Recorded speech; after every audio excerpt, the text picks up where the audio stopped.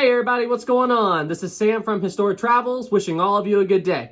Alright guys, so hey, I know this video has been a long time coming, and it is now time to do another Historic Travels Mailtime episode. Now, seriously guys, like, all of you who sent me all these packages and letters, just thank you all so much. Like, I'm absolutely mind blown. I mean, I know it's been a while since I've done one of these, but like, look at all this letters and packages and like look at all this. Like, just seriously guys, I mean, I don't have the words to express my gratitude to all of you. Just thank you all so much for sending me this stuff. I can't wait to go through everything and show and like record my thoughts on everything. So guys, just thank you so much for sending me all this stuff. And if any of you all out there would like to send something for me to review in another Historic Travels Mailtime, I will have the address to my P.O Box in the description below. Alright guys, well hey, with the intro out of the way, let's get into today's video. Our first package is from Joseph. Hi Joseph, I hope you're doing well. Joseph is from Florida. Awesome, I love to vacation down there. And Joseph sent, there's a game and no letter, okay. But Joseph sent Titanic, an interactive journey. So I think this is like some software that, oh cool. So it's got footage of the wreck, 200 colored photographs, 600 period pictures. This is really cool. What is this for? Okay, so I thought this was old when I looked at it, and yeah, I was right. Would you guys like to see the system requirements for this? Windows 95. Windows 95 and Windows 3.1 and Macintosh. Yeah, I don't have a computer that can run that. Maybe I would love to check this out. Is there a way to get Windows 11 to recognize old software like this? Like, could I pop this in? I do actually have a disk drive on my computer. Could I pop this in and my computer would recognize it? I really don't know how that would work with something this old. But anyway, hey Joseph, thank you so much for sending me this. This is super cool, and if I can check it out, I'm definitely gonna. Our next package is from Ivan. Hi Ivan, I hope you're doing well. And Ivan sent, this is so cool, he made me a custom YouTube play button for my 80,000 subscriber mark. That's so cool. It's a custom YouTube play button. And he put a little note on the back. Let's see here. It says, "Dear Historic Travels, your channel has gotten so popular over the last year. Thanks so much, man. So I wanted to make you a YouTube play button. So if you are not already subscribed to both Historic Travels and my channel," oh, you're advertising your channel? Nice. Your channel is called Top Impressive. Oh yeah, you've been in my Discord. I remember you talking, or not my Discord, my live stream. I remember talking to you on there. That is so cool, man. Hey, thank you so much for sending me this. I love it, and I just gotta figure out where I'm gonna properly display it. Anyway, man, thank you so much for the YouTube play button. Cool. Our next package is from Joseph. Hi, Joseph. I hope you're doing well. And Joseph is from, wait a minute. Joseph, wait, is this the same Joseph who, yeah, it is. It's the same guy. Cool, you sent me other stuff. Awesome, thanks, man. Joseph this time sent a couple of Titanic books. Is there a letter? No, there's no letter. Okay. Anyway, thanks, Joseph. Joseph sent a book called The Sinking of the Titanic, Eyewitness Accounts. Awesome. This will be very useful in my research. And there's also a book called Titanic, True Stories of Her Passengers, Crew, and Legacy. Awesome. Listen, guys, these books are extremely helpful. Okay, that's cool. It's a picture of the Titanic's band. That's the first thing that popped up when I opened it. And there was something else I just saw. Let's see. Eloise Smith with her son, Lucen, who was born November 30th, 1912. I actually don't know who these people are. Maybe that could be an upcoming video topic. I've never heard of these people. Cool, cool. Wait, another honeymoon. Wait.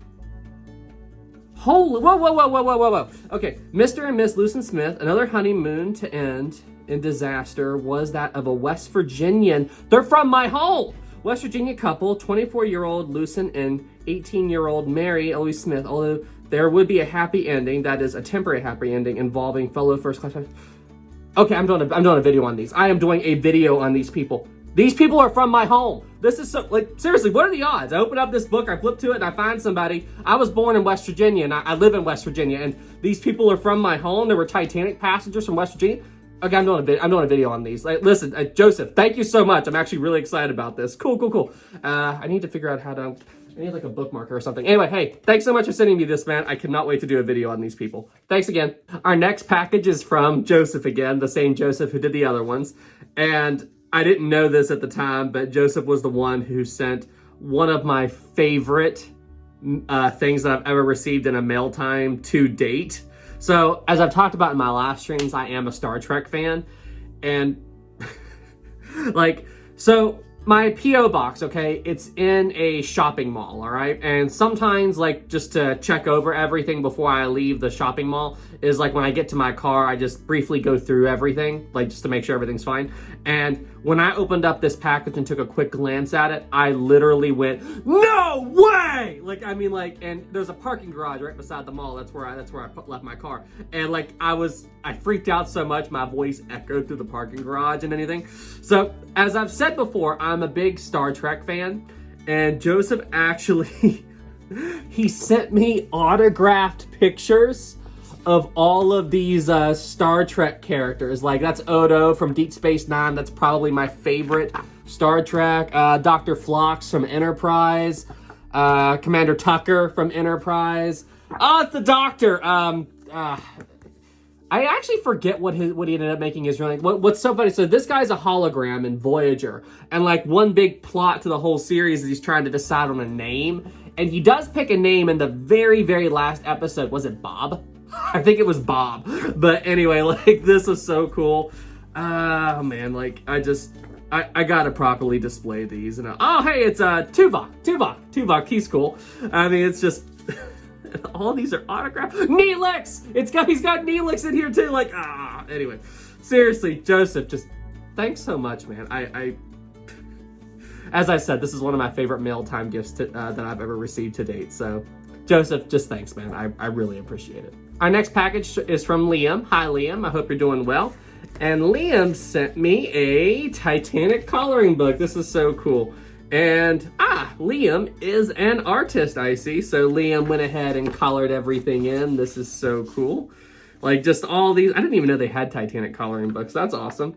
Oh, okay. So Liam took he took the Lusitania and made it look like Titanic. That's cool. Anyway, Liam has a letter here.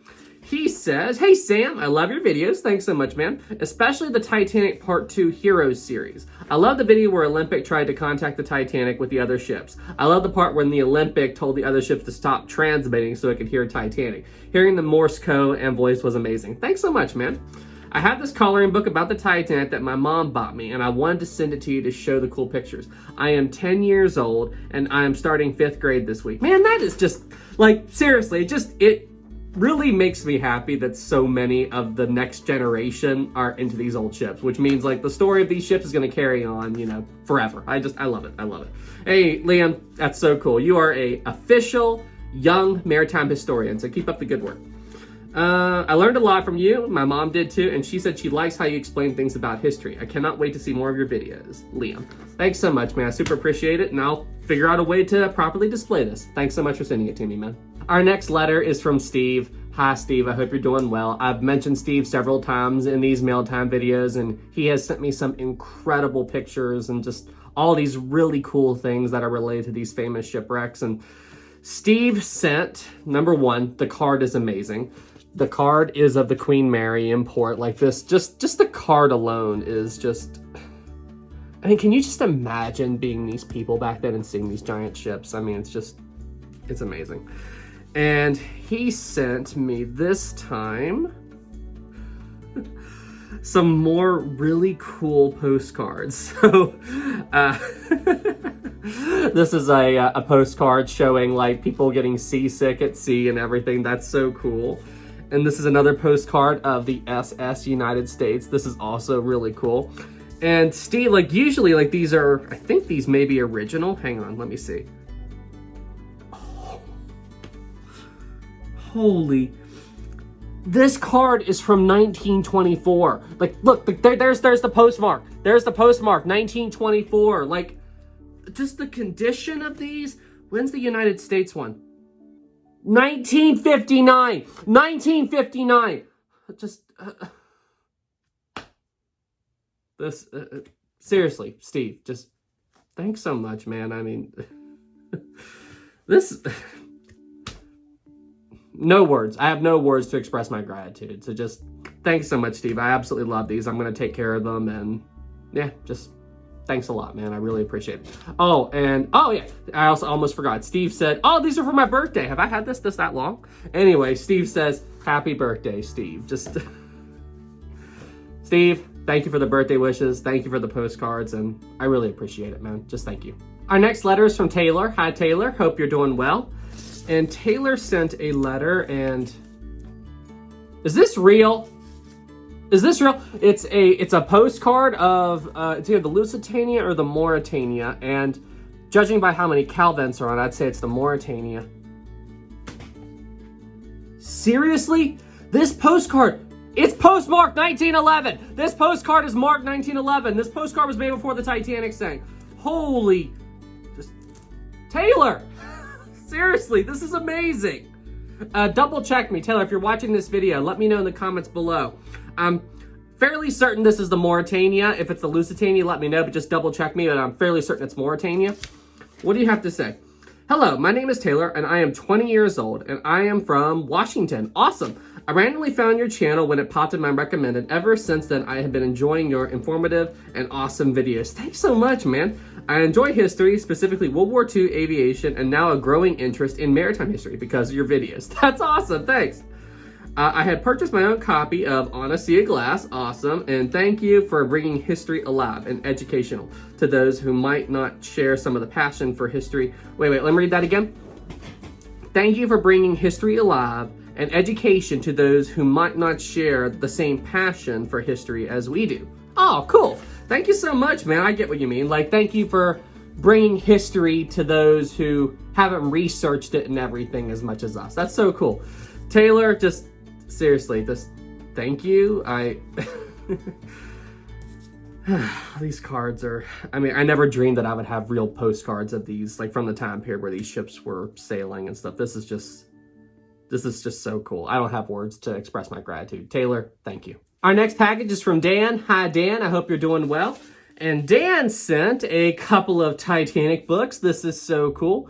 So this Titanic book, I think I remember this from when I was a kid. I feel like I remember seeing this before. If I remember correctly, it was basically like a cutaway book. Like it has the Titanic, but it has pictures of the interior. Yep, I was right. Yep, I definitely had this book when I was a kid. I definitely remember this. This is so cool. It's so cool to see this again. And there's also another Titanic book here, The Titanic, End of a Dream. That's so cool. And this book, it seems like, okay, so it's basically just full of information about it. Looks like it's testimony and stuff. Like, okay, that's cool. What does Dan have to say? Dan says, Sam, here is another book I found that you can have. Thanks so much, man. It's more about the inquiry into the Titanic sinking. When this was published, there wasn't much available to the general public in terms of information, but most of the info in the book is covered in On a Sea of Glass. Cool, thank you, good to know. Which I have obtained since watching your channel. Thanks so much, man. Next is something I never knew existed, a cutaway book on the Titanic. This right here. It's fascinating to actually see where everything took place within the ship instead of just looking at side views of the decks. I found it in an antique store in Virginia. That is so cool. Thanks so much for sending that to me, man. Let's see here. So I have my own sea story if you want to hear it. Yes, I do. What's your sea story? In early June 2000, I was on the Columbia passenger car ferry, which was part of the Alaska Maritime Highway. About a half hour after we left Juneau, Alaska, there was a large explosion in the engine room. Seriously? And the ship stopped dead in the water. Alone with no engines and no electrical power, we just drifted. The explosion was an electrical one. It was 15 minutes before an actual lifeboat drill. Wait, you all were just drifting around for 15 minutes before, like, did you feel the explosion, or like, did you know something was up, or were you just going about your day and then boom, all the power went out? Like, was it like that? Or lots of questions. Hey man, listen, if you're watching this, please fill me in the comments below. I want to know more. Then we hear, put on your life jackets, bring what's important to you, but no luggage or briefcase. Report to your lifeboat stations. This is not a drill. I can't even imagine what that must have been like. I mean, holy cow. I brought my money, passport, and phone. We were lucky. Another ferry was close and came to our aid. The crew literally lashed our boats together and we walked a plank from one ship to another. Seriously? You walked like a plank from one, like, did you, like, what about the lifeboats? Like, lots of questions. Please let me know in the comments below. We had to leave our cars, and the people with pets were allowed below deck to their cars and RVs to look after their pets, but not to bring them. Wait. We had to leave our cars, and the people with the pets were allowed below decks to their cars and RVs to look after the pets, but not bring them. So wait, they weren't allowed. Only the people who had pets were allowed to go down to their cars and look after their pets. I'm assuming the boat wasn't sinking, so I mean, at least you're taking care of your pet, but why wouldn't they let the pets up on deck to escape the ship? Lots of questions, so just fill me in the comments below. Lots of questions. From then on, it was one mishap after another. You could tell the management of the organization had never wargamed this scenario out. What a mess. We were all delayed a few days, but it actually turned out to be quite a story. We were all delayed a few days, but actually it turned out to be quite a story. A lot of us had a great time once things were worked out. Okay, so the ship wasn't sinking. It was just a crazy, bizarre evacuation scenario, but still, I'm glad it turned out all right, but it sounds like it could have turned out to be really bad if the circumstances were different. Glad you're good, man. Glad everything turned out okay. I think the Columbia was out of service for about a year. I couldn't find the final incident report on this. No one died, but if I remember correctly, 3 people had to be airlifted off. Wow. Haven't been on a ship since. Thanks for all you do. Take care and enjoy. Well, hey, Dan, thank you so much for sending me this, and I'm glad everything more or less worked out with that ferry. I mean, that could have been a disaster, but man, not knowing what's going on and everything, I feel like that would be the worst part of a ship disaster, is just not knowing how serious of a situation you're in. But, I mean, as bad as the crew's response was to all this, at least it was better than Captain Scatino and the Costa Concordia, right? Anyway, man, hey, thank you so much for this. Thank you for the package and letter, and thank you for the awesome story. I hope you're doing well, my friend. Our next letter is from Chrissy. Hi, Chrissy. Hope you're doing well.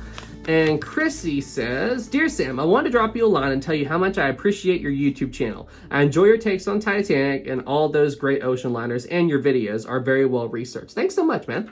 I also picked up On a Sea of Glass on your recommendation, and I loved it. Awesome. I super appreciate you. I currently work at a public library where I am a children's librarian. This past April, I was in charge of putting together a book display in the children's area of my library, and because of your videos, I was inspired to commemorate the 110th anniversary of the Titanic sinking. I brought in the books about the Titanic from all over the library system and have had a really hard time keeping them in stock. That is amazing. These books kept getting checked out. So many kids in my area also have an interest in the Titanic, and it was gratifying to see them get excited to learn about the ship and her passengers. After April was over, I had to take down a display, but I kept the poster I made for the display, but I wasn't sure what to do with it afterwards. It looked so nice that I didn't want to just throw it away, but I also didn't have room to keep it, so I decided to send it to you to thank you for your content and encourage you to keep creating videos and sharing your knowledge and history. Wishing you well, Chrissy. So this is the poster, I take it, that you made for the display. Very, very well done. This is amazing. Love it. And, here we go. So this is an actual picture of the display. So there's the poster you sent right there at the top. And here's like, this is so cool. Listen, you outdid yourself. This is absolutely amazing. Thank you so much for sending this to me. And your work here was absolutely incredible. And thank you for your kind words. It really does mean more than you know. Thanks so much. Our next letter is from William. Hi, William. Hope you're doing well. And William sent me this awesome postcard. That's awesome. Thanks so much, William. William says, Dear Sam, how are you? I'm doing well, William. How are you? My name is William. I am from Vermont. Awesome. I try to never miss your live streams, but I'm guilty of missing a few for one reason or another. No problem, man. Hey, we all have life. You know, we all got stuff going on, so no worries. I just appreciate you showing up, man, and thank you so much for sending me this stuff. I really enjoy watching them recently. I went to Wisconsin to visit family and went to a museum because their website said that they had Titanic artifacts on display. That is really cool, man. Sadly, my heart sank a little when I learned that this was the last year and they might not be back for 15 years. Oh, that sucks. However, I still enjoyed the museum. Please find the enclosed postcard I bought at the museum. Maybe it would be a topic for a live stream. Sincerely, William. Thanks so much, William. I super appreciate you. And this postcard is of the 1669 river steamer from Main St. Bridge. Huh. Super, super cool. Yeah, maybe we will make a video about this someday, man. Hey, thank you so much. And sorry you're losing the Titanic Museum, but I'm glad you got to see it while it was around, man. Hey, thanks so much for the letter. And thank you so much for the postcard, man. You're awesome. Our next letter is from John. Hi, John. I hope you're doing well. John says, Dear Sam, hey John, love your channel, thanks. I would like you to address this question, which I have never heard before being brought to the Titanic fans. When Frederick Fleet and Reginald Lee spotted the iceberg, rang the bell 3 times, and Frederick Fleet was waiting forever for Officer Moody to pick up the phone, why did Reginald Lee or Frederick Fleet not shout at the top of their lungs, iceberg right ahead, to William Murdoch, who was standing outside on the starboard bridge wing? This would have saved precious seconds, maybe up to 12 seconds, 7 seconds to wait for the phone to be picked up on the bridge, and another 5 seconds to get the message, iceberg right ahead, to the one and only person who had the authority to make the decision of how to react and maneuver the ship. 12 seconds is a lot compared to the 37 seconds from spotting the iceberg to the collision and impact. Frederick Fleet realized instantly the moment he spotted the iceberg that the iceberg was dangerously close. He knew instantly that the iceberg wasn't 1 or 2 miles away, therefore seconds were precious, going 22.5 knots. I measured the distance from the crow's nest to the starboard bridge wing where Officer Murdoch was standing. I measured 20.6 meters or 67.67 feet. Corrected for elevation and moving away from the center line going to the starboard. It might add up to 22 meters or 72.16 feet.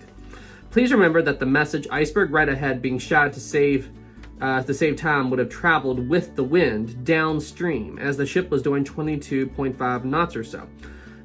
It might have been different if First Officer Murdoch had to try to get this message across the air to the crow's nest. Please have a look if you would like to address this. Address this issue on your channel. Regards.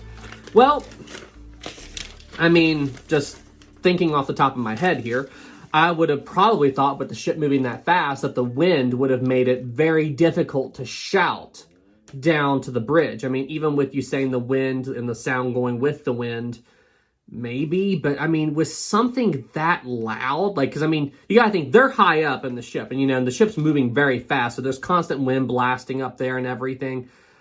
I mean, if I was up in the crow's nest, I don't think that I would think if I yelled with all this going on that they would be able to hear me.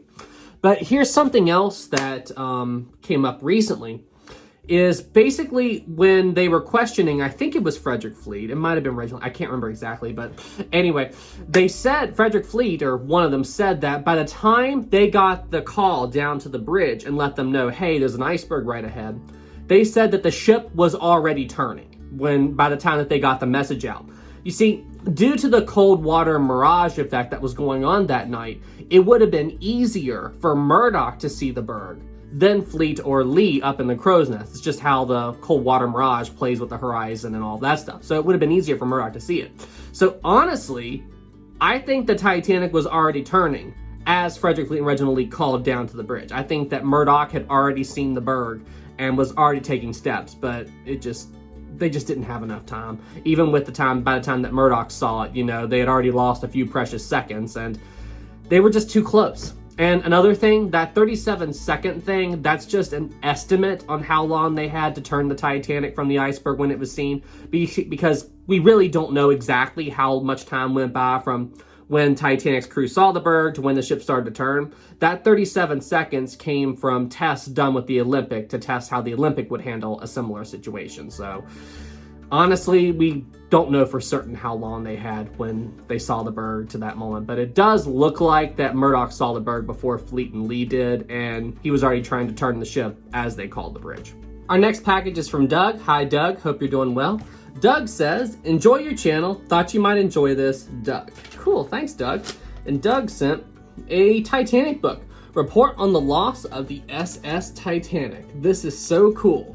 Let me see what's in here. Oh, cool. So the first page is like plans of the ship. That's awesome. Or the cover's falling off.